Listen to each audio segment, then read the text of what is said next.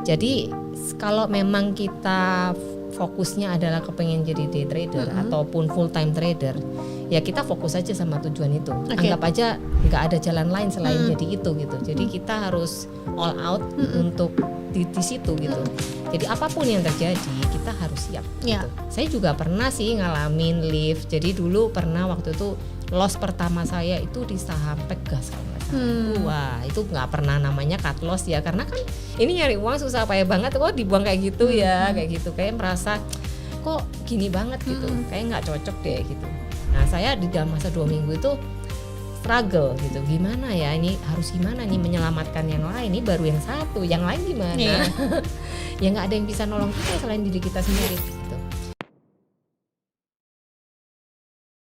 Hai, aku Olivia Louis, founder Ibu Kaya, kanal personal finance yang bertujuan membantu para ibu-ibu mencapai kekayaan versi mereka kali ini. Selamat datang di podcast Ibu Kaya ya, sahabat Ibu Kaya. Di episode kali ini, tema kita adalah terkait dengan bagaimana cara mendapatkan pendapatan tambahan dengan trading. Aku yakin pasti banyak ibu-ibu di sini yang nungguin banget episode kali ini. Nah, hari ini aku mengundang salah satu teman aku, yaitu Ci Helen Felicia yang juga seorang trader. Tentunya di episode kali ini Ci Helen akan membagikan tips seputar trading ya untuk sahabat Ibu Kaya sekalian. Langsung aja kita undang Ci Helen Felicia. Yeay. Salam kenal. Dari luar kota loh ya. Iya, luar kota banget. Luar kota banget. Makasih ya Ci Helen ya. Iya, sama-sama. Cantik banget loh. Aduh, sama-sama.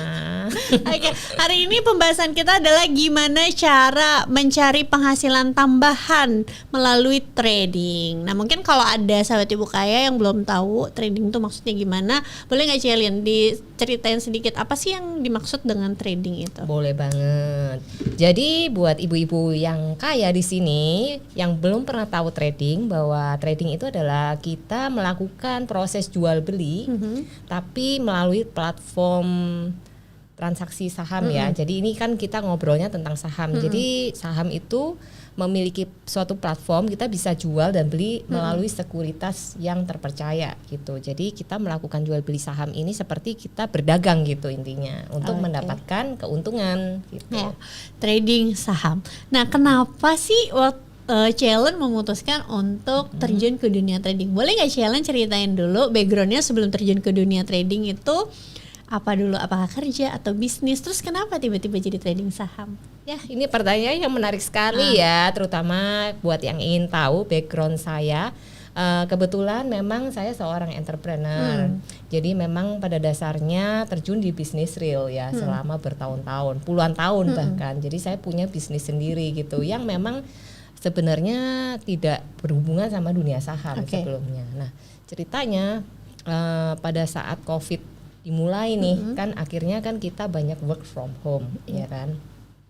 Nah dari sanalah saya yang biasanya mobile banget nih, kesana kesini sebentar kebetulan dunia saya dulu adalah kontraktor, jadi banyak urusan dengan pabrik, jadi saya sangat sering ke pabrik gitu ya intinya gitu. Nah setelah work from home ini membuat saya banyak di rumah.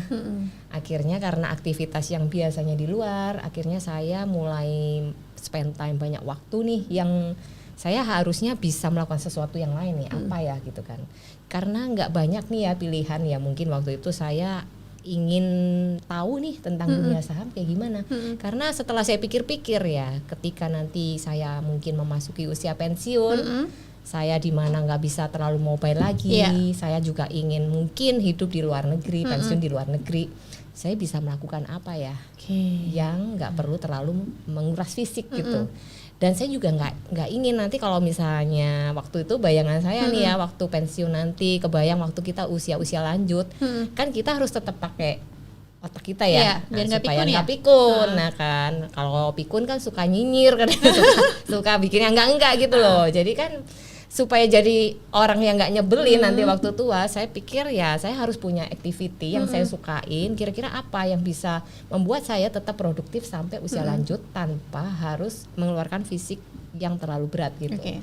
Maka dari itu saya coba explore nih, akhirnya saya ketemu dengan yang namanya dunia saham. Nah, waktu itu saya mulai dengan nol gitu ya, jadi benar-benar nggak tahu tentang saham sama sekali. Jadi saya mencoba cari tahu dari teman, karena circle yang terdekat kita siapa yang mengenal saham nih, saya coba tanya gitu.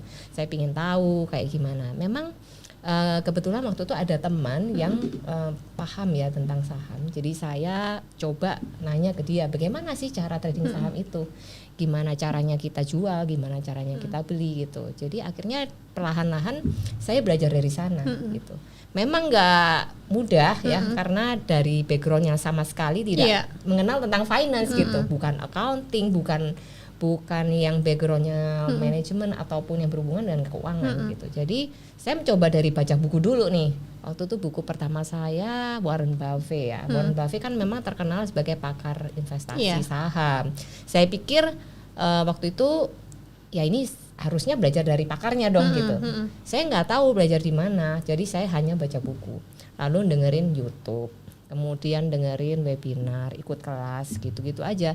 Terus bertahap saya mulai belajar, ikut serius nih ya, ikut kelas gitu. Jadi setelah mencoba beberapa kali, itu memang ada season di mana trading saham waktu itu seasonnya kebetulan bagi bagus. Jadi sangat gampang buat kita cari cuan gitu. Nggak seperti kita tuh kerja di dunia nyata. Mau cari cuan 10% aja kerjanya harus setengah mati nih gitu kan, keluar keringat, keluar tenaga, keluar modal. Tapi ini kok kayaknya enak banget ya, dapat cuan itu kayaknya 10% bahkan lebih itu dalam waktu yang nggak lama, relatif singkat ya. Iya, dan effortless karena memang seasonnya lagi bagus. Dan waktu itu saya nggak paham, kok ternyata dunia saham tuh nggak selalu indah gitu loh. Kan waktu itu kita lempar apa aja jadi cuan, nggak perlu susah-susah. Ternyata waktu memasuki season yang nggak bagus, di mana IHSG mulai koreksi dalam, kemudian saham-saham yang saya beli itu mulai terkoreksi, mulai ada yang merah nih, bahwa itu membuat saya mulai berpikir nih, apa yang harus saya lakukan untuk menyelamatkan modal yang saya sudah pakai untuk trading gitu. 3 bulan pertama saya memang portonya berkembang banget, jadi istilahnya nggak pernah yang namanya merah tuh enggak gitu, karena memang kebetulan seasonnya mendukung. Jadi untuk dapat cuan 100% dalam waktu 3 minggu tuh saham pertama saya tuh ya yang saya beli itu untung kurang lebih nggak sampai sebulan itu udah bisa menghasilkan profit 100% gitu. Nah itu saya juga santai, nggak menggunakan uang yang panas, nggak buru-buru juga karena memang baru belajar ya, juga tidak menggunakan dana yang terlalu besar. Akhirnya karena merasakan untungnya kok gampang nih, akhirnya kan kita nih greedy ya, kepengen yang lebih gitu. Akhirnya mulailah top up gitu. Nah ketika mulai masukin masa yang nggak bagus nih, merasakan bagaimana rasanya loss, sakit banget gitu kan. Nah akhirnya saya terpicu untuk belajar lagi lebih lanjut. Saya mencari banyak cara ya, bagaimana cara yang pas untuk saya trading ini yang bisa cocok sama style saya gitu. Karena ternyata ada 2 cara ya, investasi yang kita taruh aja tuh duitnya, terus kemudian nggak ngapa-ngapain kita dapat duit kan. Yang santai, yang kita nggak actively trading gitu, nggak aktif secara aktif jual beli. Nah ternyata ada cara kedua, cara yang dimana kita memang punya waktu nih untuk melakukan jual beli setiap hari atau hampir setiap hari. Nah akhirnya saya memilih untuk menjadi active trader. Selain daripada itu bisnisnya memang masih tetap jalan. Cuman apakah ini full time trader Ci? Kan banyak yang nanya gitu kan, full time.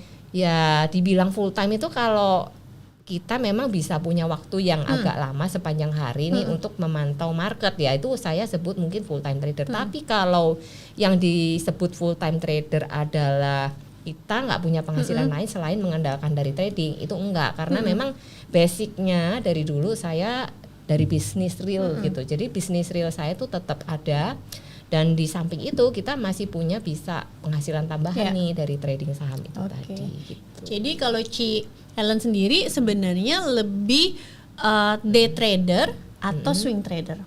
Jadi gini, kalau kita bicara nih ya buat teman ibu-ibu yang belum paham mengenai istilah swing trader dan day trader, mungkin saya bisa bantu explain sedikit. Jadi di dunia trading kita tuh bisa memilih gitu time frame mana yang kita bisa pegang sesuai style kita ya. Ada orang yang nggak sabaran, pengennya cuannya cepet sehari selesai gitu. Nah itu kita bisa jadi day trader. Tapi otomatis konsekuensinya adalah kalau kita memilih jadi profesinya day trader, kita harus spend time waktu yang lebih banyak daripada swing. Gitu intinya. Kalau swing itu artinya kita jual beli, tapi nggak setiap hari, kita mantau aja. Kalau memang belum waktunya jual, kita tahan barang. Tapi kalau misalnya udah waktunya nih, gitu ya kita jual. Tapi kita tidak melakukan penjualan pembelian tuh setiap hari. Nah, kalau Cici Helen kayak saya kan disebut Cici Satset. Kenapa Satset? Kenapa tuh? Iya. Nah, karena kebetulan saham-saham yang saya tradingkan tuh saya milih saham-saham yang bisa menghasilkan cuan tuh nggak lama, cepet aja, satset aja gitu. Jadi day trader gitu bisa dikategorikan gitu. Tapi memang ada porsi di mana saya juga masih simpen nih barang-barang yang untuk saya keep lama gitu. Emiten atau saham yang saya simpan dalam jangka waktu yang panjang. Nah itu kita bisa bedakan portofolionya Olive. Jadi kita bisa punya 2 portofolio nih, portofolio yang bisa disebut swing, swing jangka menengah atau jangka panjang, atau kita mau satu lagi porto yang khusus untuk day trading supaya kita lebih mudah untuk kontrol gitu. Nah kan Cielen juga seorang ibu, terus juga bisnis juga, tapi day trading juga gitu, tetap ada waktunya ya. Tapi berarti memang Cielen tidak menghabiskan satu waktu sehari. Jadi gini ya, untuk menjalani profesi day trading itu seperti kita kerja kantoran ibaratnya. Jadi 9 to 5 gitu. 9 to 4 ya, 9 to 4 rata-rata. Tapi di weekend kita bisa off kalau saham. Jadi Senin sampai Jumat gitu. Nah, seperti kerja pada umumnya kayak kita kerja kantoran ya, seperti itulah profesi day trader. Tapi kita bisa memilih, nggak harus full day. Kita harus fokus. Misalnya gini ya, ada ibu-ibu nih yang kepengen terjun di dunia trading tapi nggak punya waktu seharian karena kan banyak tuh tanggung jawabnya. Mungkin anaknya masih kecil, ya kan, masak lah, iyalah, banyak lah. Pasti ibu-ibu tuh sibuk ya. Nah, kunci menjadi seorang day trader adalah luangkan aja 1 jam pertama ya, mungkin di jam 9 open market sampai di jam 10 lah, setengah 10 mungkin 30 menit.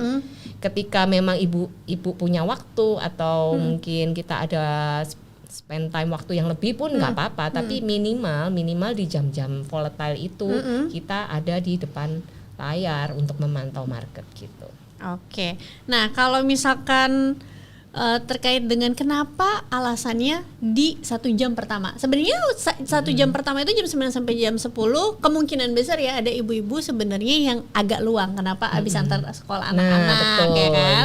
Gitu. Tapi kenapa antara jam 9 sampai jam 10 itu juga menarik, yang tadi seperti Cielen bilang lebih volatile. Memang di jam trading saham tuh ada jamnya gitu ya. Jam-jam di mana harga itu fluktuatif sekali itu memang di jam 9 sampai jam 9.30. Ya mulai pre-market sih sebenarnya market sudah ada beberapa saham yang kita sudah lihat pergerakannya itu sebelum market buka ya. Mungkin di jam 8.45 itu sudah bisa kita pantau gitu. Nah, alangkah mungkin baiknya lagi kalau memang ibu itu punya waktu yang lebih di sebelum jam 9 supaya bisa membaca berita, mungkin melihat kayak misalnya pasar ada berita apa nih, atau ada potensi apa nih hari ini, kita ya mungkin review update sedikit lah tentang market gitu. Jadi luangkan waktu kalau bisa setengah jam lah sebelum market open. Jadi mulai ideally ya mungkin jam 8.30 itu udah cukup mepet nih ya untuk prepare nih kita mau mantau apa gitu. Jadi paling tidak kita sudah harus menyiapkan dulu, ibarat kayak masak, ya kan, kita harus sudah beli bahannya dulu, nggak bisa dong kayak kita tiba-tiba panik ya, ini nggak ada, nggak bisa jadi makanan. Sama seperti saham, jadi kita juga harus punya preparation gitu. Jadi sebelum kita melakukan jual beli, kita harus punya waktu untuk mempelajari dulu market hari ini kira-kira seperti apa ya. Jadi nggak usah tiap hari trading juga. Jadi kita lihat dulu kalau market memang lagi nggak oke, lagi mendukung atau tidak ya. Kalau tidak mendukung ya kita nggak usah trading. Jadi santai aja gitu. Kalau misalnya dia trading kayak Cielen gini, itu sebenarnya ada target nggak sih? Kayak misalnya sehari saya harus profitnya sekian, habis itu saya nggak perlu trading lagi gitu. Atau sebulan targetnya sekian. Oke, ini pertanyaan yang menarik ya. Jadi kalau target ini sebenarnya saya lebih ke tahunan, tapi day trading ini memang dilakukan setiap hari. Karena day trading ini tidak gini, ada season-season di mana kita harus berhenti, nggak melakukan trading sama sekali. Jadi jangan maksa ya. Jangan maksa. Kalau emang nggak ada ya udah diem aja. Nanti ketika momennya datang, nah kita baru masuk dalam jumlah yang cukup lumayan gede gitu. Jadi itu bisa disiasati dengan cara kayak gitu. Kalau target pribadi ada. Jadi seperti ibaratnya gini, kalau kita memperlakukan ini tuh sebagai sarana untuk penghasilan aktif nih ya, kalau ibu-ibu ingin ini sebagai penghasilan aktif, otomatis effort yang harus dikeluarkan itu ekstra daripada kita investasi gitu kan. Investasi kan kita tinggal beli, taruh, kita tinggal terima dividennya, santai kan. Tapi kalau active trader itu memang harus punya skill khusus nih gitu, yang harus dilatih, harus dipelajarin, dan harus diuji coba terus, trial error tiap hari. Nah kalau target, katakanlah gampangnya gini, kalau kita punya uang misalnya 100 juta gitu ya, budget 100 juta ini uang dingin ya, jadi uang yang tidak kita butuhkan, nggak pakai dana pendidikan, nggak pakai dana kesehatan, dana pensiun, pokoknya uang yang memang dialokasikan tidak dalam satu state untuk emergency fund gitu. Jadi dimana kita bisa trading dengan nyaman dengan uang yang itu. Nah targetnya adalah kalau kita bandingkan nih ya sama instrumen keuangan yang lain, katakanlah misalnya deposito, paling gampang ya, ibu-ibu di sini pasti kenal dong ya dengan deposito. Itu paling gampang banget, yang aman, cukup aman, karena bunga kan ya udah pasti kita terima, meskipun nilainya tidak signifikan banget. Memang kalau di dunia saham ada potensial return yang lebih besar daripada kita menggunakan instrumen deposito. Nah memang bisa di atas itu, tapi kita harus jagain betul gitu supaya kita nggak salah ambil posisi, kemudian nggak sampai kita rugi gitu. Jadi usahakan gain yang kita dapatkan dari aset yang kita sudah investasikan atau taruh di dunia saham ini lebih besar daripada instrumen-instrumen keuangan yang ada di situ. Kalau enggak ngapain kan?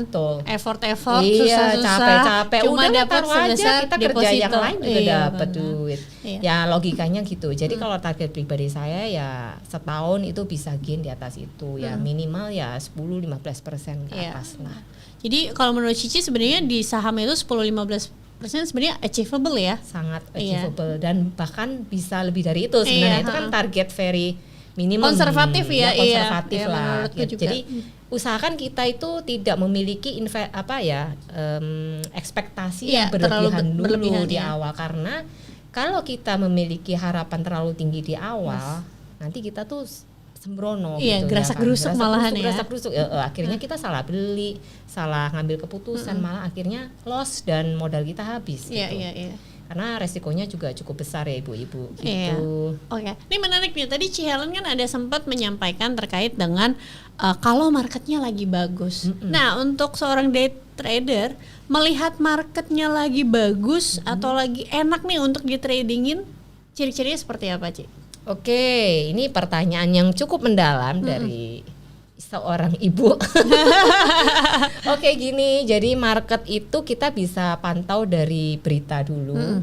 Apakah ada berita-berita yang bisa mengakibatkan gejolak di market gitu. Misalkan dengan adanya, kalau kita mengikuti berita politik nih ya, politik luar negeri, politik dalam negeri, itu semua ada pengaruhnya dengan dunia saham yang kita hadapi sehari-hari. Jadi umpama kita kemarin ada pemilihan presiden Donald Trump nih ya di US. Nah, dampaknya itu sampai ke market Indonesia gitu. Jadi yang kita rasakan sekarang, dana asing itu banyak keluar dari IHSG, otomatis banyak saham yang tertekan, terutama saham-saham blue chip ya. Seperti blue chip itu apa? Buat yang ibu-ibu yang belum tahu, blue chip itu saham-saham yang first liner, saham-saham yang di urutan pertama memiliki market cap yang cukup besar, dan itu menjadi pilihan banyak fund asing, dana-dana asing, foreign fund itu banyak masuk di big banks ya, seperti BCA, BNI, BMRI sama BBNI dan BBRI gitu. Itu nama emiten ya ibu-ibu buat yang nggak paham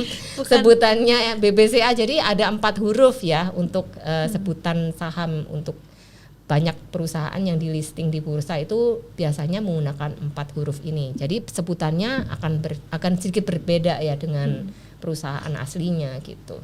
Jadi untuk melihat market itu kita lihat dulu situasi politiknya seperti apa. Kemudian adakah keputusan-keputusan ekonomi, ya kan, market outlook lah, ya kayak gimana, keputusan pemangkasan suku bunga misalnya, nah itu bisa berdampak juga ke IHSG gitu. Oke, jadi kalau memang ya situasi dari makronya juga nggak mendukung, nggak perlu dipaksain juga ya. Kalau terkait dengan kayak misalnya volume gitu, Cici perhatiin juga nggak sih? Kan biasanya gini.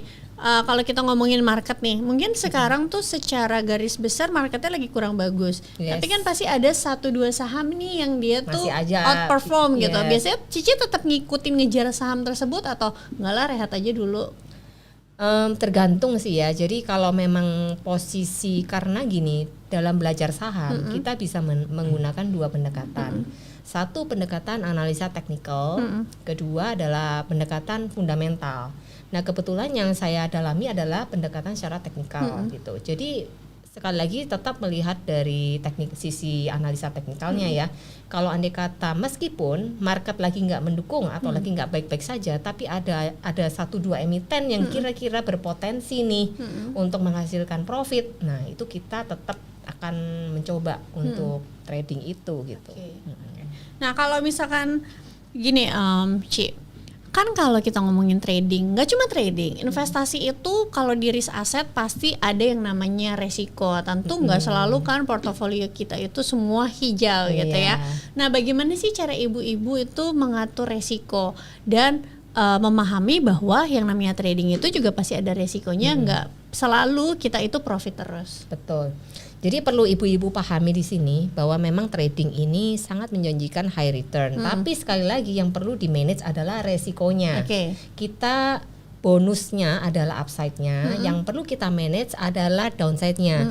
Jadi kita harus belajar bagaimana caranya supaya aset yang kita pakai untuk trading saham ini, kalaupun kita berbuat kesalahan ya, sampai ada loss misalnya, kita itu masih terukur gitu. Jadi kita harus memiliki limitation atau pembatasan resiko, di mana level resiko tuh harus kita terapkan secara disiplin gitu. Dan di dunia saham itu ada yang namanya stop loss. Itu bisa ibu-ibu gunakan ya untuk membatasi resiko.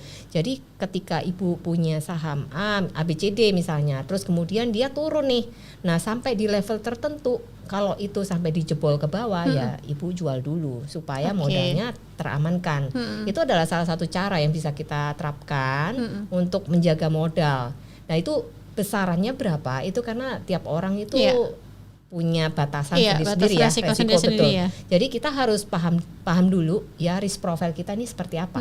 Apakah kita ini seseorang yang high risk high return atau yang lebih ke moderate atau yang konservatif. Kalau memang kita ini konservatif, mungkin bisa diarahkan ke tidak day trading ya. Karena day trading itu pastinya akan banyak chance untuk harga-harga itu yang volatile. Otomatis chance untuk kita making money ada, tapi lossnya juga ada. Jadi frekuensi di mana kita makin sering, frekuensi loss itu juga pasti muncul. Overtrade ya? Iya, overtrade. Hindari overtrade supaya ibu-ibu juga tetap terjaga modalnya. Jadi udah dapat cuan ya udahlah istirahat dulu ya. Nanti selang berapa hari trading lagi. Karena gitu. Biasanya secara psikologis orang kalau misalnya habis dapat cuan, pasti dia akan merasa berpikir ini udah cuan, pasti gue bisa dong dapat cuan lagi. Digulung terus, nggak pernah di withdraw, akhirnya top up terus tuh kerjanya. Oke, jadi seharusnya sebenarnya karena tadi tujuannya untuk jadi income tambahan adalah perlu di withdraw kan? Perlu secara rutin perlu di withdraw. Jadi gini ibu-ibu, prinsipnya adalah perlakukan trading ini secara profesional ya. Jadi saya sarankan perlakukan seperti ibu-ibu punya bisnis berdagang. Jadi kita harus disiplin dalam hal apa? Journaling keuangannya. Jadi misalnya nih ya modal awal berapa, yang terpakai berapa, keuntungannya berapa, kerugiannya berapa, lalu kita bukukan itu setiap hari. Jadi itu kita bisa evaluasi nanti di akhir bulan performance kita seperti apa. Nah apabila performance kita kurang bagus nih, nah kita evaluasi penyebabnya apa. Apakah karena kita FOMO, salah beli harga gitu, ataukah memang marketnya yang nggak mendukung kita maksa trading, ataukah karena hal yang lain gitu. Nah kita perlu evaluasi itu, cari tahu. Kalau memang kesalahannya adalah bukan di analisa tapi di market ya, ibu-ibu lebih perlu untuk belajar timing yang tepat. Kapan kira-kira saya harus masuk, kapan harus diam aja gitu. Jadi tidak di setiap season kita harus trading gitu. Harus tahu kapan kita harus berhenti gitu. Iya. Tapi ada nggak sih sebenarnya resiko dari faktor eksternal, misalnya kan kita udah tahu ya, misalnya kita udah analisa kapan nih waktunya kita untuk diem aja atau kapan waktunya kita untuk masuk. Tapi misalnya secara analisa, oh ini marketnya lagi bagus untuk masuk. But di tengah-tengah kan bisa aja ada sebuah kebijakan ekonomi atau kebijakan makro yang tiba-tiba flip gitu, berbalik arah gitu. Contoh kayak carry trade, siapa yang bisa menganalisa tiba-tiba waktu itu ada carry trade yang tiba-tiba pasar saham jatuh dan lain-lain gitu. Nah kalau demikian gimana nih Ci? Apakah kita langsung oh ya udah cut loss dulu, menjauh dulu, atau pertahanin karena biasanya ini momen-momen yang secara cepat terjadi, nanti balik arahnya juga cepat lagi. Itu menarik sekali ya, pertanyaannya bagus. Gimana kita menyikapi untuk perubahan yang tiba-tiba yang sering terjadi di market ya, tiba-tiba ada bom, tiba-tiba langsung jebol ke bawah gitu. Nah itu pentingnya kita selalu disiplin memasang fitur yang namanya stop loss, itu wajib dipasang. Nah ketika kita memilih itu pun harus sudah kita ketahui, kita pilih saham-saham yang lagi uptrend misalnya. Ya, ketika nanti ada dia dropnya itu nanti tetap bisa kembali lagi nggak nih? Kalau bisa kembali lagi, dan kita kadang-kadang kan namanya manusia tuh lupa lah ya, atau teledor nggak pasang stop loss, tiba-tiba nyangkut gitu kan jadi investor. Gimana nih kita sikapnya? Apakah kita mau pertahankan atau di cut aja? Nah itu tergantung sahamnya. Kalau memang sahamnya itu katakanlah ada yang bisa naik tanpa kita harus average down, ya kita tungguin aja. Gitu. Nah di kelas saya kebetulan saya mengajarkan gimana sih kita caranya memilih nih saham-saham apa yang kira-kira kalaupun sampai kita tuh salah nih, atau apes-apes marketnya lagi nggak bener, error lah apa, terus jebol. Nah itu bisa naik lagi nggak tanpa kita harus average down. Itu ada triknya gitu. Jadi cara milihnya gimana supaya kita nggak salah pilih kayak gitu. Jadi kita lihat aja. Justru kadang-kadang malah ketika market drop down kayak waktu itu yang trading halt, yang waktu kejadian itu ada saham-saham blue chip yang kita memang sudah nungguin di situ, kita justru menanti area buy on weakness. Ketika dia di sale lah ya, diskon murah-murah gitu, kita lihat oh ini kayaknya menarik ya, udah kita cicil beli di situ. Itu bisa jadi suatu kesempatan. Jadi kalau kita belajar technical, kita tahu bahwa ada momen-momen itu datang, kita justru malah senang nih gitu, dapat sale murah, tapi nggak setiap turun itu kita beli. Gitu. Tidak setiap turun kita beli, nanti duitnya keburu habis ya Ci ya. Oke Ci, kira-kira ada tips nggak nih buat ibu-ibu yang baru mau mulai belajar trading? Oke, ada banget. Jadi seperti halnya apa yang saya alamin ya, supaya tidak mengalami gejolak yang seperti saya alami, lebih baik saran saya adalah sebelum kita memutuskan untuk terjun di dunia trading saham, kita ada baiknya untuk meluangkan waktu untuk belajar. Belajar itu penting banget karena itu adalah modal kita, skill. Jadi seperti kita bikin bisnis, kita perlu skill, kita perlu modal, ya kan, dan kita perlu juga namanya cari pengalaman jam terbang gitu. Perlu business plan, ya. Nah, sama kalau trading saham juga butuh skill, butuh modal, dan butuh plan, trading plan. Nah 3 ini kita wajib punya gitu. Kalau kita nggak punya ketiganya, susah kita mau trading saham kan. Jadi akhirnya end up-nya malah loss bukannya cuan gitu. Jadi saran saya adalah mulailah dengan skill tadi, siapkan modalnya, modal yang kira-kira ibu-ibu sudah siapkan, memang tidak mengganggu financial plan keluarga ya, terutama karena itu kan menjadi masalah besar nantinya. Jangan sampai menggunakan dana pendidikan, dana kesehatan, dana yang lain-lain. Jadi usahakan sisihkan memang uang yang memang ibu-ibu ingin coba untuk belajar trading. Otomatis ketika kita belajar, kita harus menyediakan room for error. Jangan kita tuh expect selalu berhasil. Overconfidence nanti akhirnya kita kecewa, akhirnya kita berhenti dan kita nggak dapat apa-apa. Jadi kita harus sadar bahwa ketika kita belajar sesuatu yang baru, kita akan cenderung ada waktunya berbuat salah. Dan ketika kita mengalami kesalahan itu, kita tuh nggak shock, loh kok salah, ternyata emang tuh kesalahan yang udah kita rencanakan gitu. Jadi merencanakan bukan untuk cuan, tapi merencanakan ketika kita salah, kita tuh bisa accept gitu. Karena psikologi itu penting ya. Ketika kita salah, kita tuh menyalahkan diri sendiri, akhirnya nggak bisa balik. Jadi lebih baik malah akhirnya Mending nyalahin diri sendiri, Ci. Kebanyakan kalau salah nyalahin pihak Nyalahin luar. orang. Oke, jadi kalau terkait dengan modal, menurut Cici nih kan pasti kan modal akan menentukan hasil juga ya. Kira-kira sebenarnya yang idealnya tuh berapa sih? Oke, buat ibu-ibu tipsnya untuk pertama kali belajar ya, itu sebenarnya tidak ada batasan khusus ya, minimal berapa. Kalau kita bedakan di sini ya, modal untuk belajar sama modal yang sudah benar-benar kita siap nih untuk trading cari cuan tuh beda. Kalau modal untuk belajar minimalnya cuma paling 100.000 juga bisa, ya kan? Maksimal batasin aja 1 juta. At least kalau sampai rugi nggak lebih dari 1 juta kan gitu. Nah ya udahlah, kan kita harus relakan uang itu untuk hilang. Tapi kalau kita memang sudah punya skillnya, sudah bisa, nah kita upgrade modal kita. Kita mungkin sediakan dana kalau misalnya ibu-ibu punya dana lebih yang tidak terlalu urgent dan memang rela nih dipakai, bisa di range 10 juta dulu mungkin. Nanti kalau sudah terbukti nih ternyata bisa, mungkin bisa dinaikkan secara bertahap ya gitu.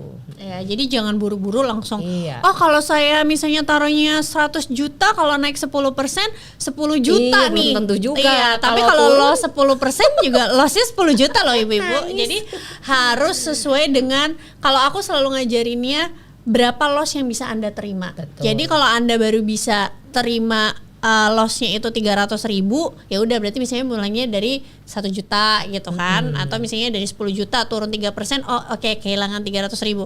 Jangan cuma relanya kehilangan 300.000 langsung masukin duitnya tuh 1 miliar gitu kan. Oke. Nih by the way, Cielen bawa apa nih? Jadi Cielen mau ngeluncurin buku ya, Ci ya. Ini seru banget, boleh dong ditunjukin. Jadi ini sebenarnya kenapa alasan bikin buku ini? Oke. Jadi buku ini adalah buku perdana yang kebetulan saya buat nih. Semoga berguna ya buat bantuin ibu-ibu yang pengen belajar trading pertama kali. Karena saya mengalami dulu bagaimana susahnya saya itu mencari mentor. Sampai saya harus belajar tuh kemana-mana. Dan saya bingung buku apa yang harus saya baca gitu. Nah, saya pengen buku ini bisa berguna ya buat ibu-ibu yang pengen belajar trading saham. Atau semua orang lah, bukan cuma ibu-ibu. Untuk membantu mencerahkan gimana sih cara menjadi seorang day trader gitu. Jadi di sini ada tips-tipsnya. Kalau ibu-ibu atau teman-teman mau belajar silakan dibaca. Bisa belinya di mana, Ci? Oke, belinya bisa lewat Instagramnya Sat Secuan atau Instagram nanti ditulis saya. Ya di bawah. Jadi lewat Instagram dulu ya. Jadi kita produksinya by ebook dulu. PO berarti ya? PO. Enggak, ini udah open PO actually. Ebook. Lagi open PO. Lagi ebook. Jadi ebook ini lagi open PO sampai tanggal 20 Desember. Tapi nanti kalau misalnya ada request khusus nanti kita bisa provide gitu by email. Nah, untuk hardcover untuk bukunya sendiri, buku fisiknya akan ada juga tapi nanti di tahun depan. Seru banget sih. Limited. Iya, keren. Oke, mungkin pertanyaan terakhir adalah Cielen, konsistensi menjadi seorang trader itu konsisten itu diperlukan, ketekunan gitu ya. Kadang orang tuh yang aku lihat ketika mereka misalnya udah loss secara berturut langsung ngerasanya ngedown, nggak mau lagi lah, ini kayaknya nggak bisa deh, ini kayaknya nggak works deh, ini kayaknya permainan bandar deh, ini terus kayaknya nyalain banyak orang gimana ya cara tetap menjaga motivasi supaya kita bisa tetap konsisten dan tekun? Ini sulit ya, jujur aja susah untuk menjadi konsisten sekalipun kita lagi down. Gini, jadi kalau memang kita fokusnya adalah kepengen jadi day trader ataupun full time trader, ya kita fokus aja sama tujuan itu. Anggap aja nggak ada jalan lain selain jadi itu gitu. Jadi kita harus all out untuk di situ gitu. Jadi apapun yang terjadi kita harus siap gitu. Ketika kita mengalami masa-masa kita down ya kita break aja dulu. Liburan dulu ya kan. Terus ngapain dulu. Ketika sudah mulai oke, baru kita pelan-pelan mulai masuk dengan nominal yang kecil dulu. Kita mulai recovery dulu, betul, pelan-pelan. Saya juga pernah sih ngalamin lift. Jadi dulu pernah waktu itu loss pertama saya itu di saham Pegas kalau nggak salah. Wah, itu nggak pernah namanya cut loss ya, karena kan kita tuh ngumpulin duit ya susah payah. Terus tiba-tiba dibuang apalagi gitu aja. Pegas lagi maksudnya ya ampun banget. Ya maksudnya ini perusahaan bukan kaleng-kaleng lah ibaratnya. Kan kita juga belinya juga nggak sembarangan. Iya. Ya. ya kita percaya aja. Tapi ternyata market tuh bisa tiba-tiba berubah arah loh gitu ternyata ya. Nah saya waktu itu sempat kena mental ya istilahnya, psikologisnya kena. Saya merasa down. Pasti terus masuknya gede banget. Hah? Pasti masuknya gede banget. Iya. Kayaknya Soalnya sakit masuknya banget. ke Pegas, pasti masuknya gede.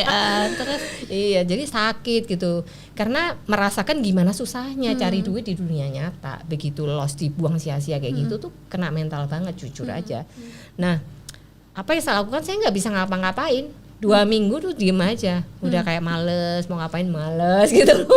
Ini nyari uang susah payah banget, kok dibuang kayak gitu ya, kayak gitu. Kayak merasa kok gini banget gitu, kayak nggak cocok deh gitu. Nah saya di dalam masa 2 minggu itu struggle gitu, gimana ya ini harus gimana nih menyelamatkan yang lain, ini baru yang satu, yang lain gimana? Iya. Ya nggak ada yang bisa nolong kita selain diri kita sendiri gitu. Karena saya juga sudah no way out, saya mau nggak mau nih kalau udah masuk kaki satunya masukin lagi semua. Jadi saya belajar lebih full lagi di situ. Saya pengen saya bisa keluar gimana caranya gitu. Saya bisa menyelamatkan apa yang saya punya. Ya itu aja. Jadi motivasi saya adalah menjaga supaya ini tidak makin dalam. Itu aja. Jadi akhirnya ketika kita mengalami tekanan psikologi seperti itu, ada baiknya kita berhenti dulu. Nanti ketika kita udah merasa lebih baik, ya kita perlahan-lahan mulai terjun lagi di situ. Gitu. Iya. Soalnya kan itu kan memang secara psikologis, maksudnya manusiawi untuk kita tuh ada perasaan takut, ada kita perasaan gelisah, karena kan di dalam otak kita ada amigdala ya. Jadi amigdala ini bagian yang merespon sesuatu yang menakutkan dan lain-lain. Jadi sometimes memang kita kalau udah terlalu parah mengganggu psikologis kita sampai bikin nggak bisa kita tidur dan lain-lain, step back dulu. Betul. Kalau bisa tutup portofolio dulu nggak usah dilihat. Tapi pakai setelah istirahat pakai waktunya untuk belajar. Aku juga sering banget ngingetin sama followers aku, sebenarnya waktu belajar terbaik itu bukan ketika market tuh lagi rally. Betul. Karena ketika market rally kamu lempar apapun jadi duit. Iya, nggak perlu apa-apa itu. Waktu belajar itu adalah benar-benar ketika market lagi nggak bagus-bagusnya nih kayak sekarang, contohnya ya kan lagi bearish, lagi crash, nah itu waktunya belajar. Oke, terima kasih Ci Ellen waktunya hari ini. Jangan lupa sahabat Ibu Kaya yang mau beli bukunya Ci Ellen nanti bisa pesan melalui DM, nanti kita akan taruh nama Instagramnya Ci Ellen dan juga Satset Cuan di sini. Oke, thank you sudah nonton episode kali ini, seru banget. Tadi juga Ci Ellen udah ngasih banyak tips untuk sahabat Ibu Kaya mungkin yang udah kepikiran mau nyoba trading, karena kan zaman sekarang ya nyari pendapatan tambahan tuh bisa dari berbagai macam, ya kan. Apalagi modalnya juga nggak perlu gede. Kalau zaman dulu kan kita kan di saham tuh zaman dulu ya, sebelum tahun 2000-an tuh harus gede-gede modalnya. Iya betul, dan susah banget. Zaman sekarang tuh semua online gampang banget. Dan ada satu platform juga loh yang bisa nge-switch gitu antara kita mau trading saham atau mau taruh di reksadana. Ketika market lagi nggak baik-baik saja, mungkin kita bisa berpikir nih, oh mau nge-switch dulu dana cashnya supaya kita nggak usah tarik kan, kita bisa switch flip langsung ke reksadana. Jadi uangnya tetap produktif meski market tidak sedang baik-baik aja. Oke, sampai ketemu lagi Ibu Kaya selanjutnya. Jangan lupa subscribe YouTube channel kita karena Ibu Kaya adalah your money bestie. Bye-bye. Bye.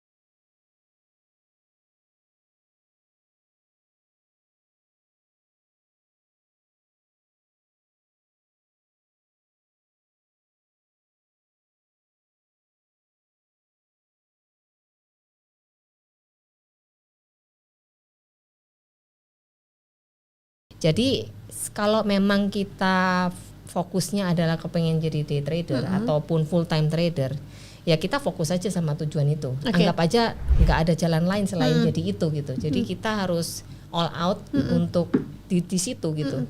Jadi apapun yang terjadi kita harus siap gitu. Saya juga pernah sih ngalamin lift. Jadi dulu pernah waktu itu loss pertama saya itu di saham Pegas kalau nggak salah. Wah itu nggak pernah namanya cut loss ya, karena kan ini nyari uang susah payah banget, kok dibuang kayak gitu ya, kayak gitu, kayak merasa kok gini banget gitu, kayak nggak cocok deh gitu. Nah saya di dalam masa 2 minggu itu struggle gitu, gimana ya ini harus gimana nih menyelamatkan yang lain, ini baru yang satu, yang lain gimana? Ya nggak ada yang bisa nolong kita selain diri kita sendiri gitu.